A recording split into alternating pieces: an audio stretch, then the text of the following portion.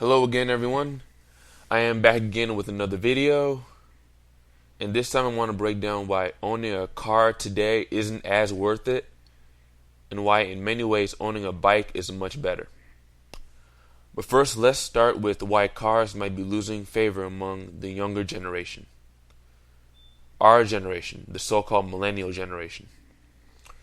So, from my standpoint, here are the reasons to I guess I'll go ahead and say it. The reasons to not own a car right now, or reasons why you'd be less likely to own a car or want one. Reason number one, quite frankly, a lot of cars are just too expensive. Or you could buy old ones. I guess that could work too, but most people might have a problem with that also. And also the price of owning and using the car over time. So let me go ahead. Cars, even though they technically are getting cheaper, most people in my generation are either unemployed or underemployed. Too many of us are either living at home with our parents or live together with a roommate. So because of our economic situation, we can't necessarily own and take care of a car. We probably could still buy used ones, but not take care of it for an extended period of time. Not to mention the millions of us that are crushed under tens of thousands, some even hundreds of thousands of dollars worth of student loan debt.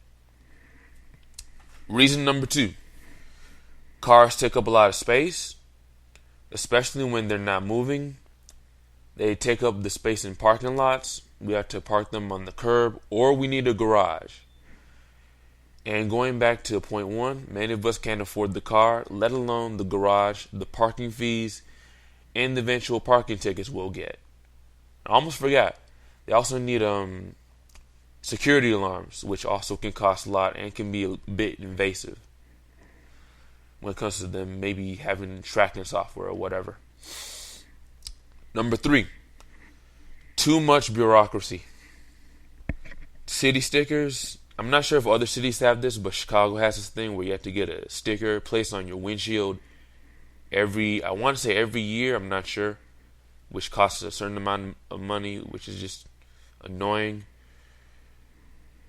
And if we don't do this, I believe there is some type of penalty. I'm not sure. It just feels like it's just a way to just tax people, but whatever. But I believe it's every year, and I believe there is a penalty if you don't get one, which is annoying. Also, licenses are also expensive to get. They're also a pain in the ass to get from the DMV. The driving test is not too hard, but it is annoying, and the renewals can be a pain in the ass also. Again, they also have penalties if you don't update these on a regular basis. Insurance is also a pain. It makes sense to a degree, but it's quite expensive and has some huge penalties if you don't have it while you're using the car. And insurance, I'm not all the way sure about this since I never bought it, but insurance seems to be higher when you're younger and making less income. This actually does make sense since younger car users get into more accidents, but it still sucks. Renewals of any of this bureaucratic nonsense are generally a pain, and if you can't remember when certain things are supposed to be renewed, the state you live in can and will come after you heavily once they find out that something you were supposed to renew has expired. The DMV is a pain in the ass. It takes forever. I've been in there a couple of times when I was younger, when I got my first driver's permit. It is slow, and the service is not the best. Number four, most cars to this day still use gasoline. Gasoline is a derivative of crude oil. As you all should know by now, oil is polluting. It spills constantly from pipelines and barges. It's expensive. The price fluctuates way too much.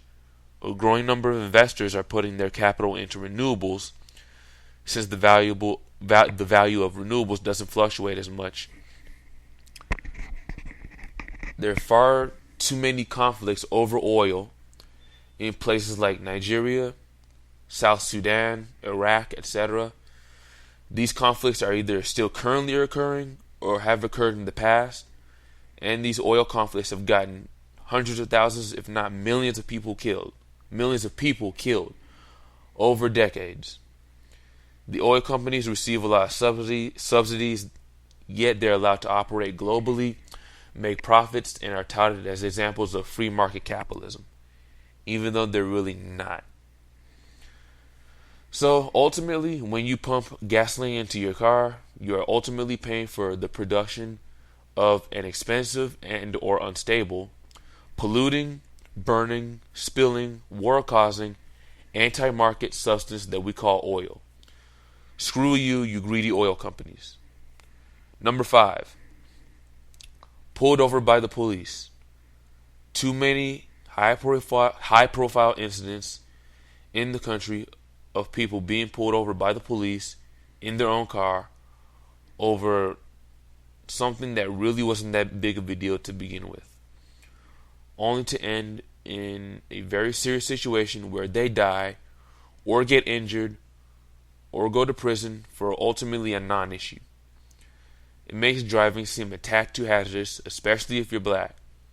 I'm black, by the way. I don't drive. Yeah. Number 6. Annoyingly slow traffic.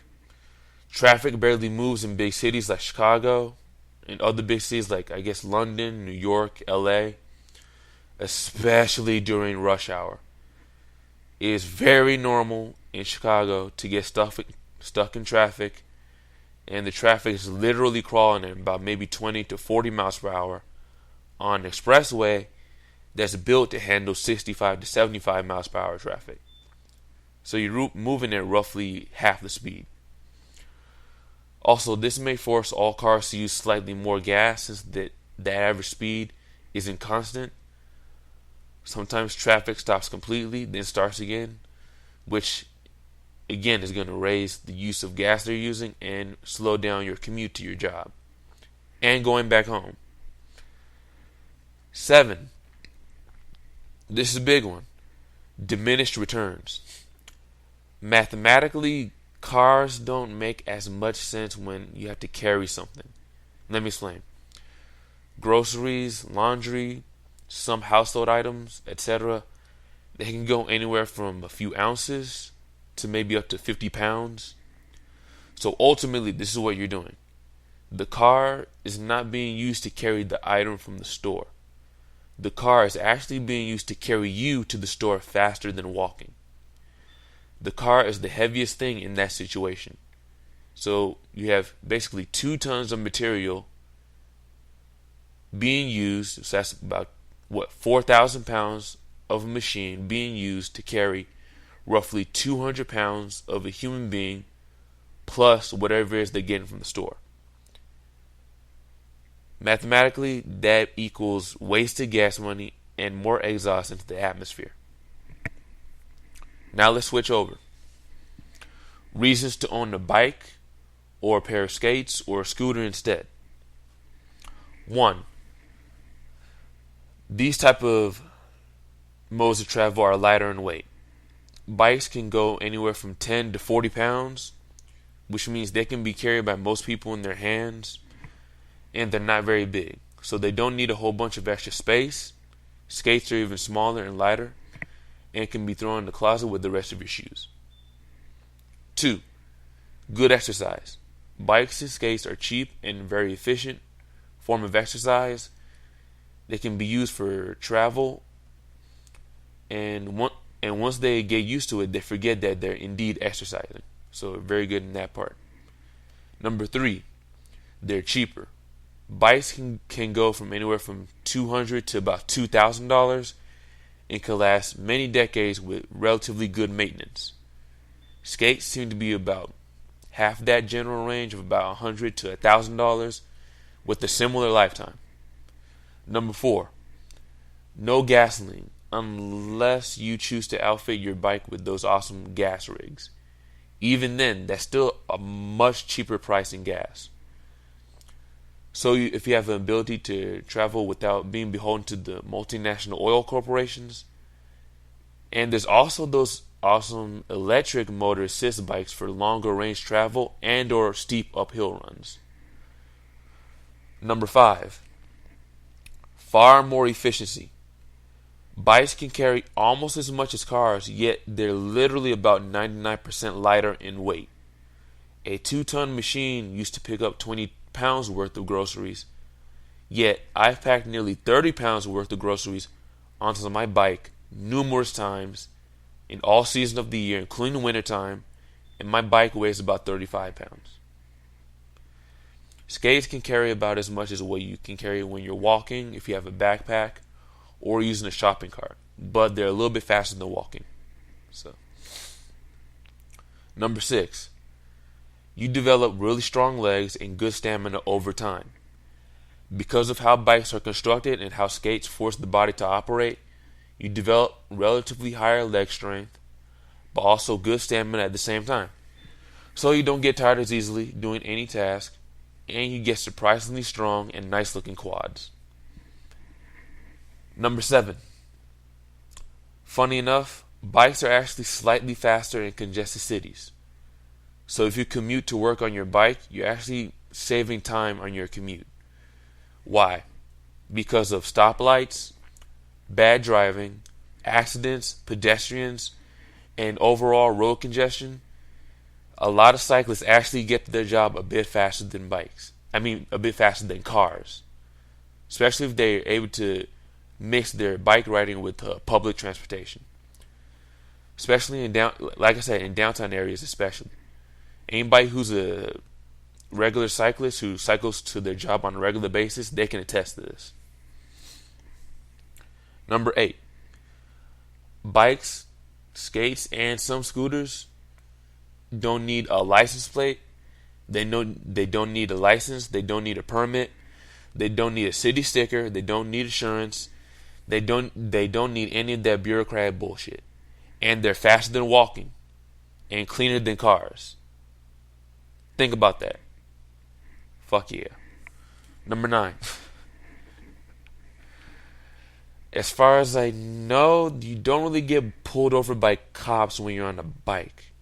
This happened to me once before when I was riding my bike on the sidewalk. I know you're not really supposed to do that, but they only gave me a warning and I didn't get a ticket. And I've still ridden my bike on the sidewalk a couple of times since then, and I've never gotten harassed by the police ever since then. So, as far as I know, that's not really a big issue. And I've never heard of anyone getting harassed by police on their bike. Maybe it does happen, but I've never heard of it. So, maybe if you have heard of it, maybe you can chime in the comment section. I don't know. 10. It can be fun to ride a bike almost any time of the day, unlike a car. People who drive on a regular basis will tell you that you can't really enjoy driving a car unless you either do one of two things. You either go out in the countryside and go on the interstate highways, or you get on the expressway early in the morning or very late at night, like between 12 and like 5 a.m., something like that. Unless you do that, you don't ever enjoy driving. You just end up being stuck in traffic, sitting there, going 1/3 the speed limit, trying to wait for traffic to let up.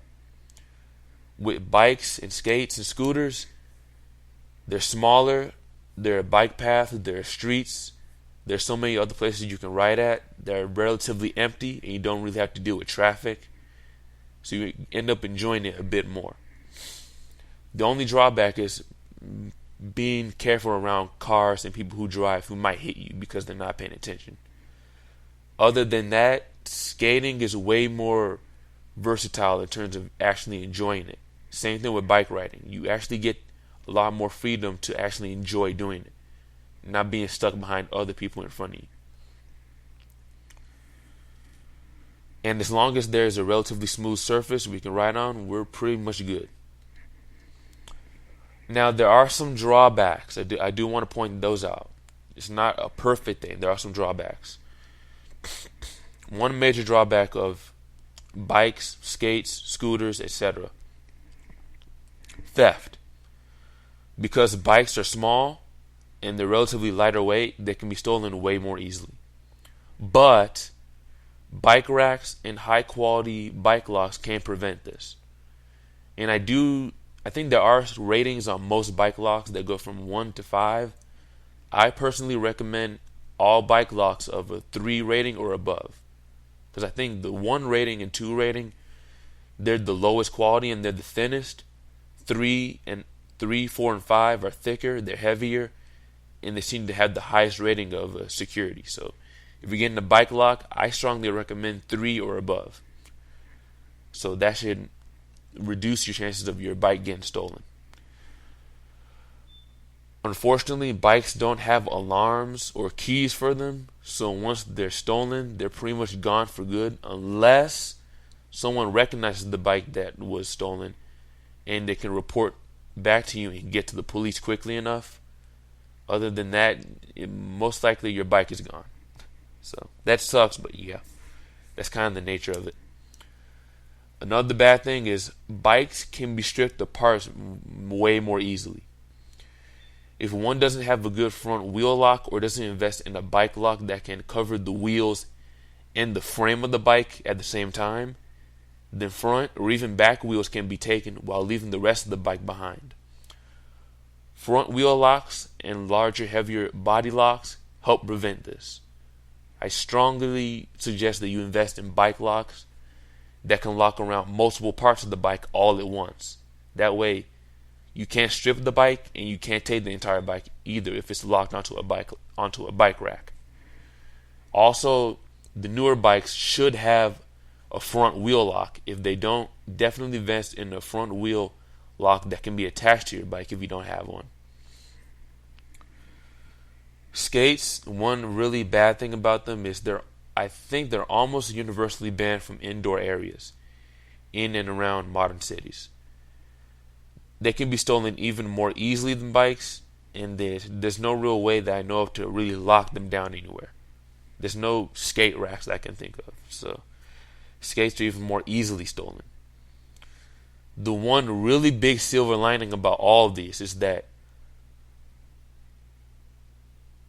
skates, scooters, and bikes, if they're stolen, which they can be stolen a little bit more easily than a car, because of their size, their shape, their weight, their price, and the cost of storage, they're much easier and much faster to replace once they are stolen.